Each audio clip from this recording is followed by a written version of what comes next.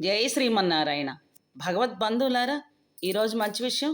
దీపావళి రోజు లక్ష్మీదేవిని ఎందుకు పూజిస్తారు? దేవతలు, రాక్షసులు పాలసముద్రం చిలికినప్పుడు మొదట అగ్ని పుట్టింది. జీవకోటికి వెలుగు అవసరం కావున ఆ అగ్నిని లక్ష్మీదేవిగా భావిస్తారు. ఈ సంఘటన ఆశ్వీజ మాస బహుళ అమావాస్య నాటి రాత్రి జరిగింది. లోకాలకు చీకటి తొలగింది.